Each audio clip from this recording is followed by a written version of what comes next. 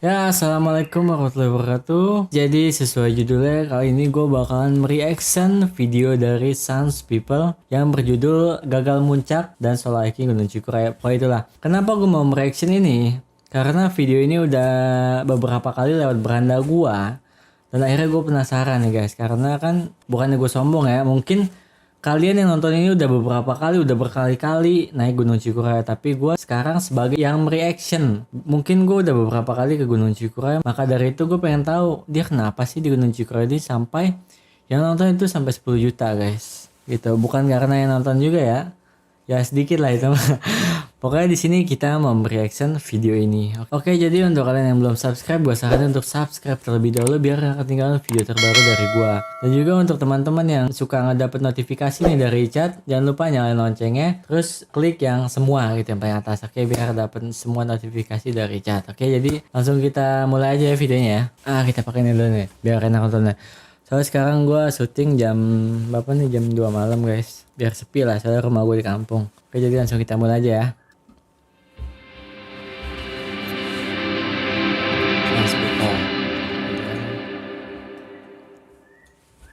Yo Sans, kali ini gue bakal cerita pas kemarin tanggal 28 November gue ke Cikuray. Dan ini adalah yang kedua kalinya gue nanjak Cikuray. Yang pertama kali itu tahun 2014 bareng Ade sama sahabat gue. Dan itu bisa dilihat di video ini nih. Jadi gini ceritanya. Buat ke Cikuray, kalau dari Jakarta tuh gue ngambil bus dari Pasar Rebo. Pas itu di Pasar Rebo tuh udah jam 10 malam. Nah gue naik bus, bayar 55.000. Habis itu perjalanan dari Jakarta ke Ini info juga buat teman-teman yang mau naik gunung di daerah Garut atau mau ke Garut. Bis dari Jakarta itu sampai malam. Gua terakhir naik itu kemarin yang waktu 2019 jam setengah 12 malam dan berangkat jam 1 malam itu dari Pasar Rebo Rambutan. Itu info buat teman-teman ya. Jadi kalian yang mau ke sana malam itu insya Allah ada bis ya gitu guys. Oke, kita lanjut lagi ya. gue emang rencananya kalau mau naik ke Cikuray itu pasti gue naik angkot terus nyambung ojek yang udah di bawah kaki gunung. Nah habis itu gue langsung makan bubur dulu lah, nyantai-nyantai dulu. Itu tukang ojek tuh tetep lah beberapa tuh masih ada yang nawarin gue, tapi tetep gue tolak-tolakin pelan-pelan. Cuman akhirnya gue luluh juga nih sama salah satu tukang ojek bawa bapak gitu, kasihan gitu. Dia nawarin dari Terminal Guntur pos pemancar ya. Tapi nah di sini nih miskomunikasinya. Dia ngomongnya di pos pemancar bawah. Sementara pas tahun 2014 kemarin gue ke Cikuray, setahu gue pos pendaftaran tuh di pemancar tuh cuman ada di atas yang pas lo udah ketemu towernya itu. Nah kata dia nih di pos pemancar bawah. Nah gue kan nggak tahu ya kalau sekarang tuh pos pemancar tuh udah ada 3 pos pendaftaran.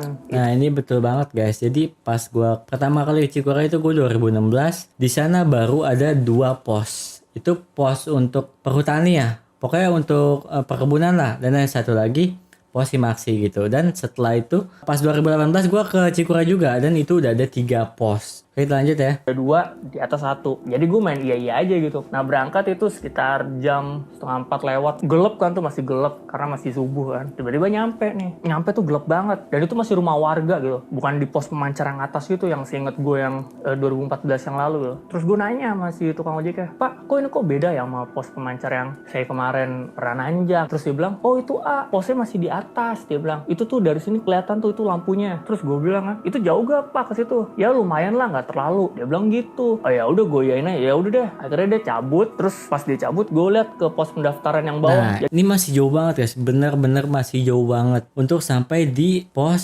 Simaksinya. Abis ini itu pos perkebunan dulu. Setelah perkebunan baru warung di bawah pemancar. Abis itu baru pos Simaksi. Dan dari sini ke atas itu naik motor bisa nyampe 45 menitan. Jalan kaki bisa 2 jam sampai 3 jam lah. Buset gila. Makanya gue reaksi ini gue ngerasain apa yang dia rasain gitu guys. Oke, kita lanjut lagi ya. Karena pas nyampe situ 4:30. Ya udah akhirnya gue jalan kan. Jalan gelap gitu. Sekitar setengah jaman nyampe gue di pos pendaftaran yang kedua. Dan Nah, itu ada yang jaga. Cuma lagi tidur. Akhirnya gue bangunin dong. Oh itu nggak taunya pos pendaftaran buat perkebunan. Di situ lo bayar. Lo bayar sekitar 10.000 lah. Lo juga ngisi data-data lo. Nah gue nanya lagi ke si bapak Gila, itu, "Pak, ini masih pos jauh banget, pemancar guys." yang mana ya?" Nggak tahu, pos pemancar masih di atas banget men. Jadi gue miskomunikasi sama itu ojek. Gue diturunin bener-bener di bawah. Cuman ya udahlah. Ya udah kayak begini mau gimana. Akhirnya ya udah gue jalan lah. Akhirnya gue jalan nyusurin tuh perkebunan ya. Dan jalanan ke atas itu bener-bener capek banget. Ya even batu-batu sih. Tapi yang pasti capek banget. Itu ada kali 2 jam. Jadi gue baru nyampe pos pemancar di atas tuh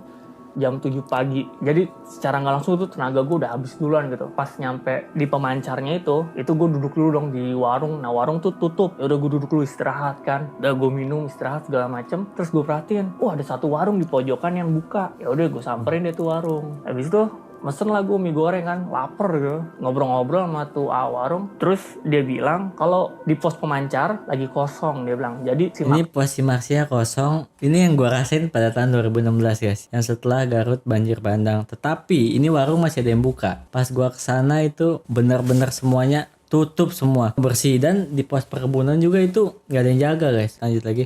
Ya udah habis itu ini cerita kalau lagi ada pendaki dari Jakarta juga itu turun tadi malam dan dia cuma sampai pos 3 dan itu pendaki lagi istirahat tuh di musola sebelah warung tuh. Gobloknya gue nggak nanya alasan kenapa itu pendaki turun dari pos 3. Gue cuma ngira mungkin masalah fisik atau cuaca kali. Si warung ini juga cerita kalau jam 12 malam tadi tuh ada 3 pendaki dari Garut itu ngedaki. Kata sih mereka cuma pengen tektok. Jadi kemungkinan ntar pas gue lagi naik mereka udah turun gitu. Akhirnya berangkatlah gue. Pas gue berangkat, ya gue nggak tahu ya gara-gara gue udah jalan 2 jam sebelumnya tuh yang sangat amat melelahkan. Jadi gue berasa tuh kayak tuh gue jalan tuh kayak berat banget, bener-bener capek banget. Tapi emang mungkin karena gue boyok juga kali ya.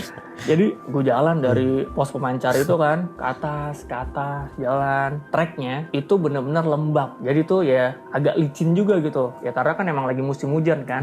Cuman ini pas gue ngedaki pagi ini itu untungnya lagi nggak hujan, tapi lumayan berembun dikit gitu. Gue naik pas udah masuk ke hutan, pas gue hampir nyampe di pos 2 gue ketemu tuh sama 3 pendaki yang dari Garut yang tektok ini. Mereka turun gini ke bawah. Otomatis pas ketemu kita ya sapa-sapaan lah, kita ngobrol kan. Terus dia nanya, sama siapa? Ya gue jawab sendirian. Pas gue ngomong gitu, muka mereka tuh kayak agak aneh gitu ngeliat gue, kayak gimana gitu. Terus gue bilang kan, gimana di atas? Gak ada orang lagi ya? Gak ada, kita bertiga doang. Nah terus mereka cerita kalau mereka tuh dari semalam nanjak sampai puncak, sampai mereka turun, mereka digangguin terus. Digangguinnya tuh bukan diliatin ya. Kalau kata mereka sih semacam suara sama bau. Nah, terus habis itu mereka cerita juga, tahu kan yang soal orang Jakarta yang sampai pos 3 terus turun? Terus gue bilang, oh iya, tahu saya dengar dari ini yang jaga warung. Gue bilang gitu kan. Dia tuh juga digangguin. Dia diliatin di pos 3. Waduh, ya gue nggak tahu kan kalau alasannya tuh dia turun tuh gara-gara digangguin. Gue kira kan masalah fisik atau masalah cuaca ya. Ya karena gue nggak nanya juga sih. Ya karena gue udah kepalang tanggung di situ.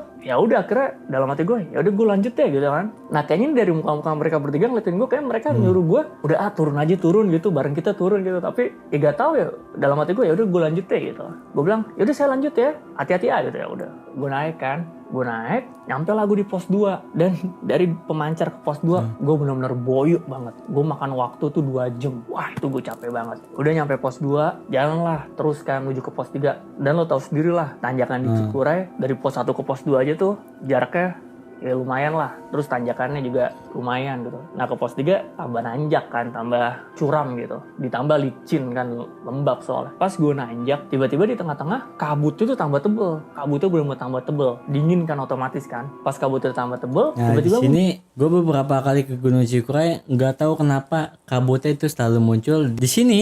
Di pertengahan pos 2 sama pos 3 selalu muncul di situ. Pos 2 itu selalu cerah lah di pos 2, dan selanjutnya setelah nge-trek di situ selalu ada kabut, nggak tahu kenapa gue juga. Oke lanjut lagi. Juga hujannya tuh medium lah, sedang gitu ya. Jadi dia tuh nggak deres, tapi ya bikin lo basah gitu. Cuman masih kehalangan lah sama pohon-pohon gitu kan. Mulailah gue ngambil jas hujan kan, terus gue tetap nanjak terus. Nah pas gue nanjak tiba-tiba di tengah-tengah gue ngerasa lapar banget man. Iya kalau lapar makan gue, wah nggak bisa nih, gue harus makan nih. Nah gimana caranya kan? Karena di keadaan hujan kayak gitu, gue nggak bisa langsung nyalain kompor gitu aja kan. Otomatis gue harus buka tenda. Bukalah gue tenda, maksa gue buka tenda di jalur pendakian yang ada tanah landai dikit tuh. Tuh gue maksa banget tuh. Ya harusnya nggak boleh ya. Ya lo juga bisa lihat lah nih, gue masang tenda bener-bener kepepet banget lah. Makanya gue masangnya berantakan, yang penting gue bisa masuk ke tenda. Nah gue masuk ke tenda, gue mulai nyalain kompor, terus masak air hangat, masak pop mie kan, sekalian ngangetin badan. Nah itu gue juga sekalian ngecek tuh dari tenda keluar kan. Wah ini cuacanya gimana nih gitu kan. Nah terus hujannya berhenti. Pas hujannya berhenti, gue lihat keluar gitu, langitnya sempet sedikit biru ya. Gue mulai semangat lagi kan ngeliat langit biru gitu kan. Cuman gak tau kenapa gue sempet ragu juga. Soalnya hujan medium tadi tuh udah lumayan cukup menghambat gitu. Terus pas gue berpikiran, wah ya udah nih pokoknya kalau cuaca cerah gue nanjak terus deh. Pas gue kepikiran kayak gitu, tiba-tiba kabutnya tambah tebel men. Kalau kabutnya kayak begini gue harus turun gue bilang. Jadi sekitar jam 1:30 akhirnya gue udah selesai packing, gue mau turun ke bawah kan, baru mau ngangkat tas carrier gue gini, tiba-tiba dari atas kan kabut ya, gue nggak bisa ngeliat apa-apa tuh kan, di atas tebel gitu kabutnya. Tiba-tiba tuh ada suara men, ada suara Anjir, gue iseng.